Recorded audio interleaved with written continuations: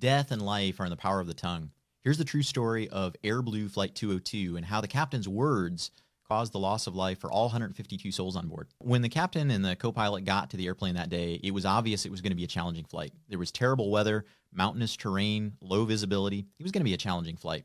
They were ready for this. But what the co-pilot wasn't ready for was an interrogation. The senior captain, the pilot on this flight, had lots of years of experience, and for some reason, he was feeling cocky that day, and he decided to basically interrogate his co-pilot, first time they were flying together. And he asked a series of increasingly difficult questions about flying, kind of snarky gotcha questions designed to make the co-pilot look stupid and, I guess, make the captain feel better about himself. Well, you can imagine how this played out. The co-pilot basically shut down and became increasingly uncomfortable, embarrassed, and just sort of took a passive role in this conversation.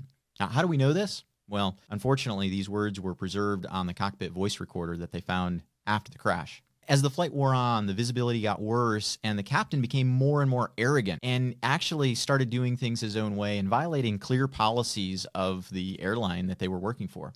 Now, the co-pilot should have stepped in when the pilot made some of these foolish mistakes and did some careless things that really put the whole flight at risk. But remember how the first half of the flight went. Would you have wanted to challenge this arrogant bully captain that's flying beside you? So he kept his mouth shut. He did ask a few questions, but it was clear that he was unwilling to directly challenge the captain at this point in the flight. Eventually, in bad weather, they flew right into the side of a mountain, and all 152 souls on board were lost. It's a terrible story, but think about your situation. Now, your office maybe isn't 30,000 feet in the air, and you probably aren't responsible for the lives of 150 people right behind you, but think about the power of your tongue. If you're constantly criticizing your people, you're never satisfied with what they do, you're constantly pointing out the things they do wrong, think about the effect that that has on them and the kind of culture that it creates. Maybe that's your team, maybe it's your kids, maybe it's your spouse. That kind of an environment is not where people show up to do their best work. It's not where you get the best performance. It's certainly not where people go to thrive.